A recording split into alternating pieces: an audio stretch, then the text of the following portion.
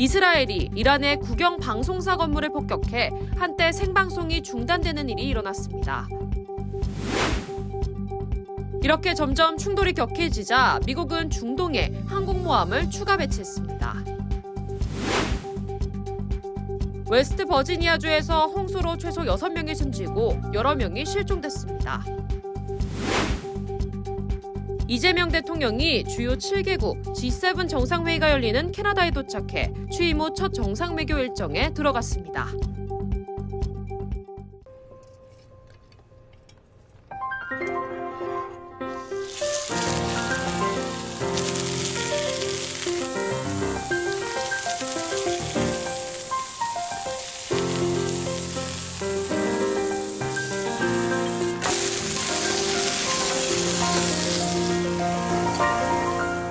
도쿄와 서울을 거쳐 새로운 요리의 추억이 미국에서도 시작됩니다. 발뮤다. 여러분 안녕하십니까? 6월 16일 월요일 SBS 뉴스 시작합니다. 지난 주말 트럼프 대통령에 반대하는 시위가 미 전역에서 벌어졌습니다. 이런 가운데 유타주에서는 집회 현장에서 총격이 발생해 한 명이 숨졌고 미네소타주에서는 지역 정치인이 살해당하는 사건까지 발생했습니다. 오늘 첫 소식 이재린 기자가 보도합니다. 마스크를 쓰고 경찰 제복을 입은 한 남성이 집 앞을 서성입니다. 지난 토요일 새벽 미네소타주에서 발생한 주 하원 의원 부부 살해 사건 용의자의 범행 당시 모습입니다. 경찰은 43시간 동안의 대대적인 수색 작전 끝에 57살 벤스 볼터를 체포했다고 오늘 밝혔습니다. When our officers confronted him, the individual immediately fired upon the officers who exchanged gunfire and the suspect retreated back into the home. 연방 검찰은 볼터가 민주당 소속 정치인들의 가족 관계와 주소, 동선까지 치밀하게 파악하고 접근했다고 밝혔습니다. 강성 트럼프 지지자인 볼터의 차량 안에서는 45명의 민주당 인사들뿐 아니라 낙태시술 의료진 등의 이름이 담긴 이른바 표적 리스트도 발견됐습니다. 또 트럼프 정부의 이민 정책에 반대하는 문구인 노 킹스가 적힌 종이도 발견돼 당국은 볼터가 체포되기 전 시민들에게 시위 참여 자제를 당부하기도 했습니다. It is a frightening time we are living in. Political violence is prevalent and the way we talk to and about each other has raised the temperature to unfathomable levels. We cannot continue on this way. 이런 가운데 트럼프 대통령은 LA와 시카고, 뉴욕 등 민주당 주도의 대도시를 겨냥해 역대 최대 규모의 불법 체류자 추방 작전을 지시했습니다. 대통령은 자신의 소셜미디어에 민주당이 불체자를 활용해 열심히 일하는 미국 시민의 일자리와 혜택을 빼앗고 있다고 주장했습니다.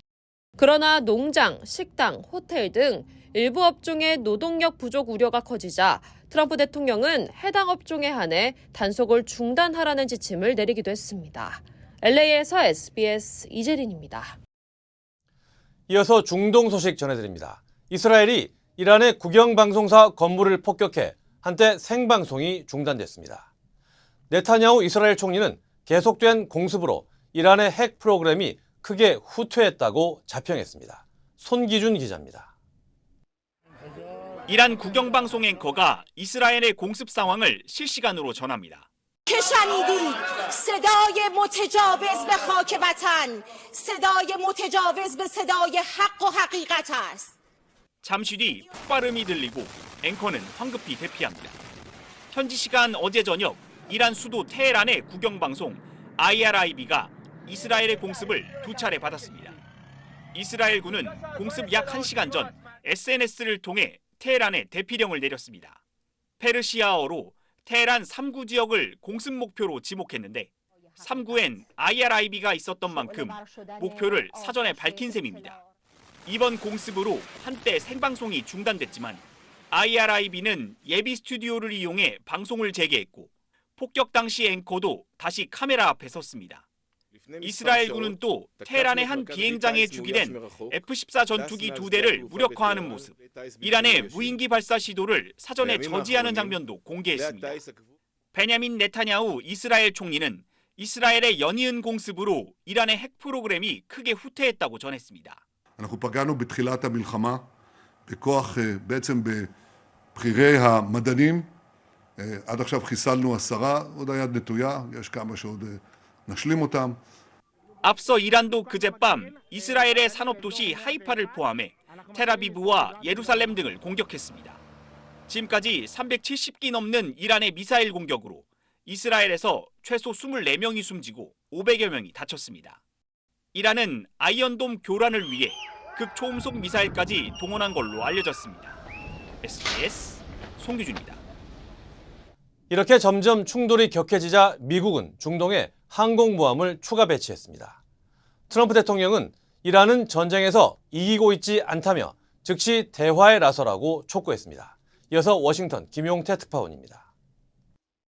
미국 항공모함 니미츠호가 베트남 입항 계획을 취소하고 동남아시아를 떠나 중동으로 가고 있다고 AFP 통신이 보도했습니다.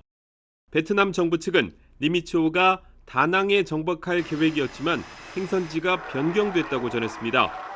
니미츠 항모는 병력 5,000명과 전투기 등 60대 이상의 항공기를 탑재할 수 있습니다. 미국은 또 다수의 공중 급유기를 중동과 가까운 유럽으로 이동시킨 것으로 알려졌습니다. 항모와 공중 급유기 전개는 이스라엘과 이란 사이 충돌이 격해지는 가운데 미군이 공군력을 강화하는 차원으로 분석됐습니다. 미 당국자들은 트럼프 대통령에게 옵션, 즉 선택지를 제공하기 위한 차원이라고 설명했습니다. 캐나다 G7 정상회의에 참석한 트럼프 대통령은 이란과 이스라엘의 대화를 촉구했습니다. It's painful for both parties, but I'd say Iran is not winning this war. And they should talk, and they should talk immediately before it's too late. 월스트리트 저널은 이란이 상호 공격 중단과 핵 협상 재개를 원한다는 신호를 제3국을 통해 이스라엘과 미국에 보냈다고 전했습니다.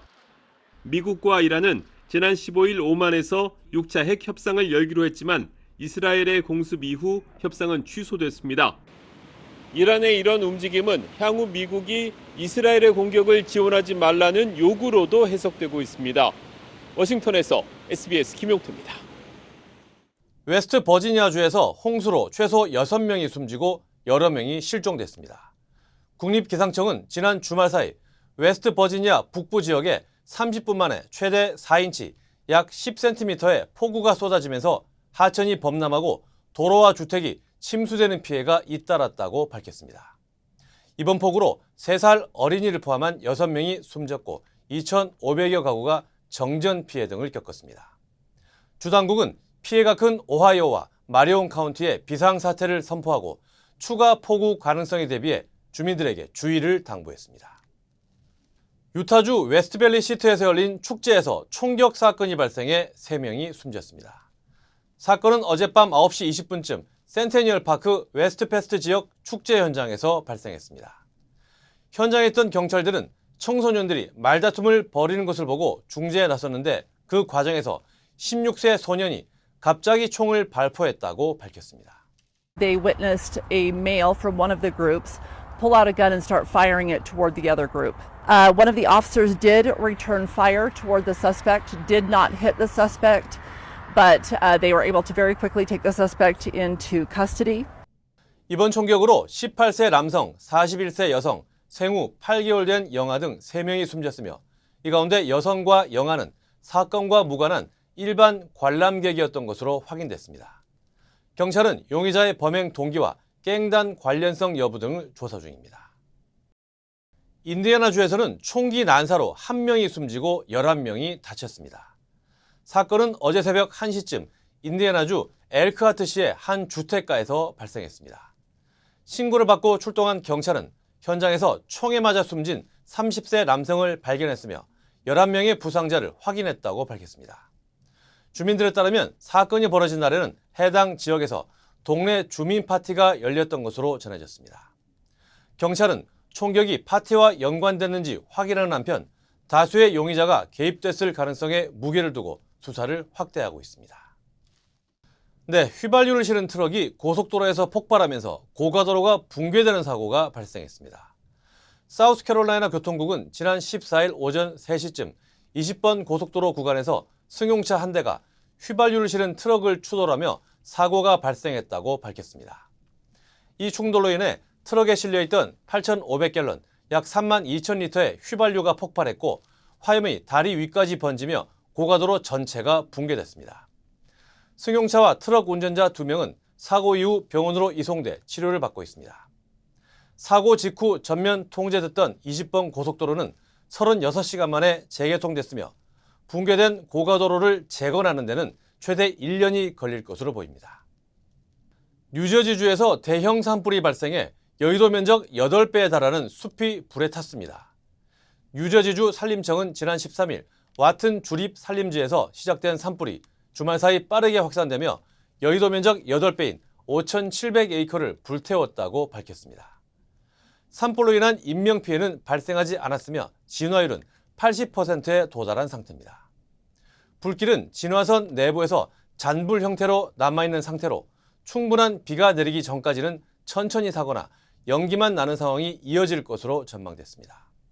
소방당국은 이번 산불의 원인을 파악하기 위해 화재 경위 등을 조사 중입니다.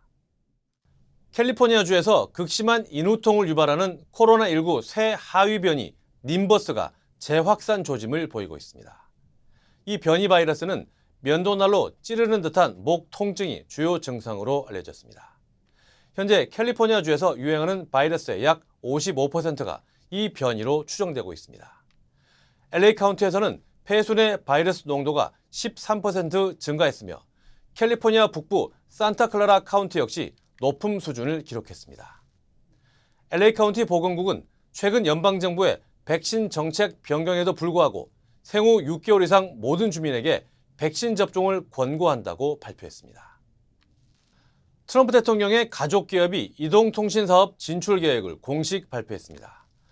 트럼프 오거니제이션은 오늘 자체 이동통신 브랜드 트럼프 모바일을 통해 무제한 5G 요금제를 출시한다고 밝혔습니다. 트럼프 모바일은 저가 휴대전화 서비스를 제공할 예정인데 미국에서 설계하고 제조하는 안드로이드 기반의 트럼프 폰도 오는 8월 출시할 계획입니다. 트럼프 폰은 황금색 외관에 전면에는 미국을 다시 위대하게라는 뜻의 마가 문구, 후면에는 성조기가 새겨질 것으로 알려졌습니다.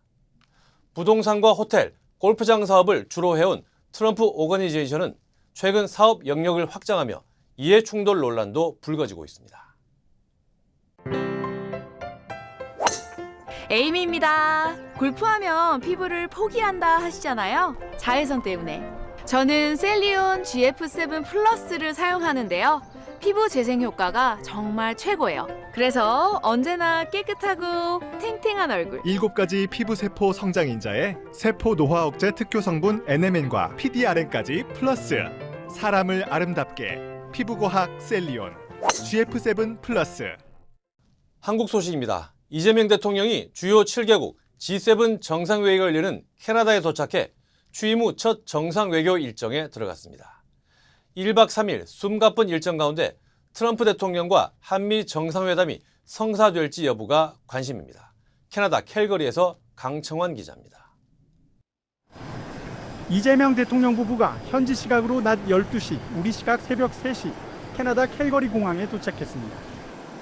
이 대통령은 마중 나온 캐나다 정부 관계자들과 지역 인디언 복장을 한 추트이나 부족 족장, 최근 국가안보실 2차장으로 임명된 이뭉순 주 캐나다 대사와 인사를 나눴습니다. 이 대통령은 곧바로 캘거리에서 다른 나라 정상들과 정상회담을 가질 예정입니다. 미국, 영국, 프랑스, 독일 등 주요 7개국 정상들이 참여하는 이번 G7 회의에는 우리나라를 비롯해 호주, 브라질, 인도, 멕시코, 남아프리카 공화국, 우크라이나 등 7개 비회원국 정상들도 초청을 받았습니다. 이 대통령은 첫날 비회원국 정상들과 회담을 가진 뒤 이틀째인 내일 캐나다 엘버타주 카나나스키스의 G7 정상회의 장소로 이동해 초청국 공식 환영식과 오찬 등 확대 세션에 참석합니다. 특히 이날 트럼프 미국 대통령과 한미 정상회담이 성사될지 여부가 가장 큰 관심사입니다. 앞서 이 대통령은 캐나다로 향하는 전용기 안에서 즉석 기자간담회도 가졌습니다. 이 대통령은 미국과 통상 관세 협상에 대해 변수가 많지만 모두에게 도움되는 상호 호혜적인 결과를 만들기 위해 노력하겠다고 밝혔습니다. 최소한 다른 국가에 비해서 더 불리한 상황에 처하지 않게 하는 것 중요한 과제일 것이고. 이 대통령은 현지 시간으로 오늘 저녁 캐나다 총독 주재의 공식 만찬에 참석한 뒤 내일 본격적인 정상회교에 돌입합니다. 캘거리에서 SBS 강청원입니다. 이재명 대통령이 이시바 일본 총리와 언제 만날지도 관심입니다. 캐나다 도착에 앞서 기내에서는 이 대통령이 국내 현안에 대한 기자 간담회도 가졌습니다. 강민우 기자입니다. 네, 이 대통령은 이곳 시각으로 17일 캘거리에서 2시간 거리에 있는 카나나스키스의 G7 정상회의 장소로 이동합니다. 이 대통령은 초청국 공식 환영식, 업무 오찬, 그리고 확대 세션에 참석할 예정인데 이런 일정 사이사이에 트럼프 미국 대통령, 이시바 일본 총리 등 G7 주요국 정상과의 회담이 잡힐 가능성이 있습니다. 미국과는 통상 관세 협상과 방위 문제가, 일본과는 과거사 문제 같은 현안이 쌓여 있는데 이재명 정부의 이른바 국익 중심 실용 외교가 어떻게 첫 발을 뗄지 관심이 쏠리고 있습니다. 이 대통령은 캐나다로 향하는 대통령 전용기 내에서 즉석 기자간담회를 가졌습니다. 최근 논의되고 있는 2차 추가 경정 예산안 관련해서도 언급했는데요. 이 대통령은 추경 예산안에 포함되는 민생 지원금과 관련해선 소비 진작 측면이 강하다면 동등하게 지원해야 하고 소득 지원 측면을 강조한다면 어려운 사람에게 더 많이 지원해야 한다고 말했습니다. 이 대통령은 결국 두 가지 측면을 다 고려해야 한다며 일단은 두 가지를 섞어야 하는 것이 어떻겠냐 하는 생각을 갖고 있다고 말했는데 보편 지원뿐 아니라 선별 차등 지원을 종합하는 방안도 검토하는 것으로 풀이됩니다. 지금까지 캘거리에서 SBS 강민우입니다. 대통령직 인수위 없이 출범한 이재명 정부의 국정청사진을 제시할 국정기획위원회가 공식 출범했습니다. 국정기획위는 정부 조직 개편을 최우선으로 추진하겠다고 밝혔습니다. 박하정 기자입니다. 오늘 출범한 국정기획위원회는 7개 분과로 구성됐습니다. 박홍근, 정태호, 이춘석, 이해식 등 민주당에서 이른바 정책통으로 꼽히는 의원들과 이찬진 참여연대 정책자문위원장, 홍창남 부산대 부총장, 홍현익 민주연구원 부원장이 각 분과를 이끕니다. 검찰 내부에서 비판적 견해를 제시해온 임은정 검사와 최상병 순직 사건 수사 외압 의혹을 폭로했던 박정훈 대령의 변호인 김규현 변호사도 전문위원에 선임됐습니다. 국정기획위원은 모두 55명, 역시 인수위원회 없이 출범했던 지난 2017년 문재인 정부의 국정기획 자문위원 34명보다 21명 더 많습니다. 활동 기간도 문재인 정부 시절 국정기획자문위가 55일간 활동한 데 비해 이번 국정기획위는 한 차례 대통령 승인을 거치면 최장 80일까지 가능합니다. 2017년엔 전국 단위 중고교 학업 성취도 평가, 즉 일제고사 폐지나 기초연금 단계적 인상 같은 구체적인 계획을 발표한 바 있는데 이번에도 이재명 대통령의 대선 공약을 실현할 구체적인 방안을 도출할 전망입니다. 국정기획위는 당장 모레부터 사흘간 경청을 모토로 정부 세종청사를 방문해 부처 현황을 파악하겠다고 밝혔습니다. 현안 대응에 바쁜 공무원들의 편의를 위해 직접 찾아가겠다는 겁니다. 부처 업무 보고를 받을 때 저희들이 내려가서 받을 겁니다. 한 번도 안 해봤던 일이라서 상당한 정도 불편함과 어려움이 따를 수 있습니다. 한 국정기획위원은 오늘은 회의체를 어떻게 할지에 대해 주로 논의했다며 검찰개혁 방안의 경우 이미 국회에 제출된 법안을 확인하고 관련 논의를 진행할 것이라고 설명했습니다. 국정기획위는 또 소통 플랫폼을 구축해 국민들로부터 국정기획위에 전달하고 싶은 정책 제안 등을 받겠다는 구상입니다.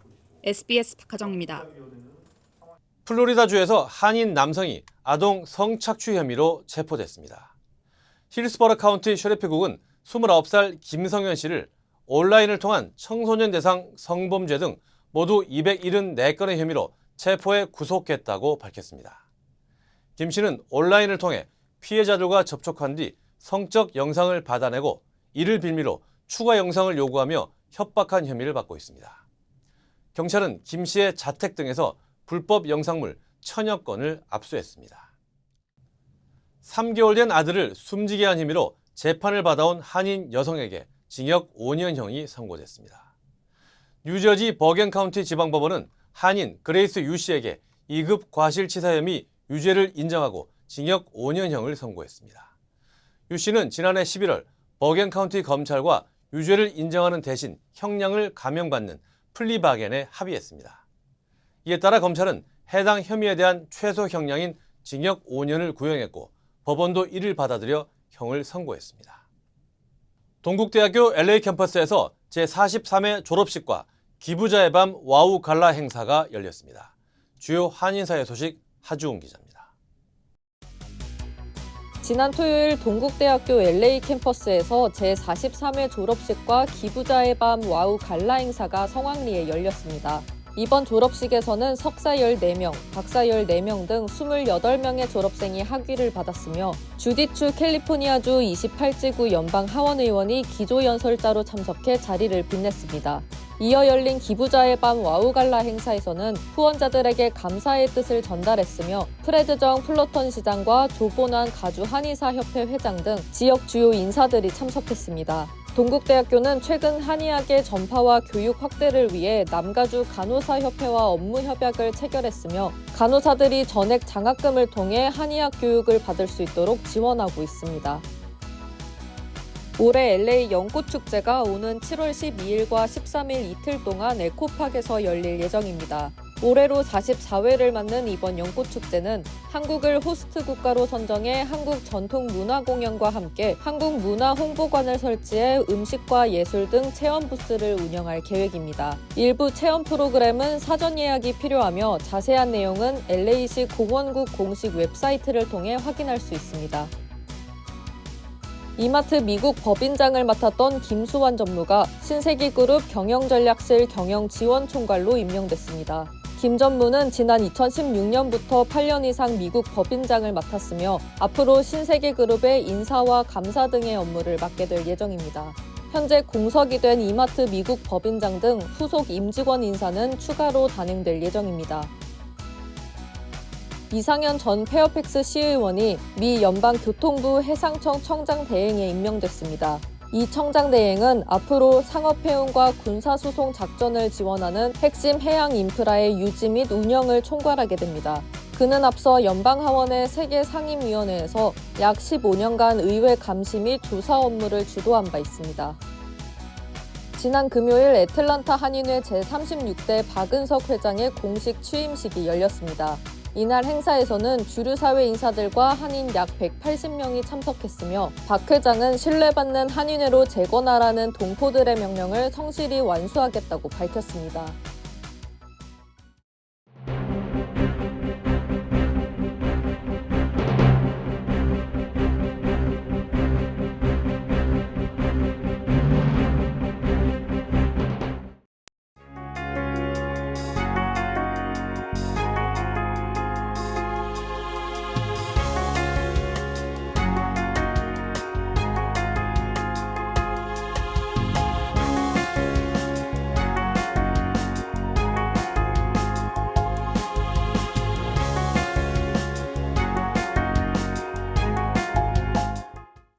불법 체류자 단속과 이에 반대하는 시위 과정에서 인명피해도 나오고 있습니다. 한인사회도 이번 사태 진행 과정을 주의 깊게 지켜봐야 할 것 같습니다. 월요일 뉴스 마칩니다. 저희는 내일 다시 찾아오겠습니다. 감사합니다.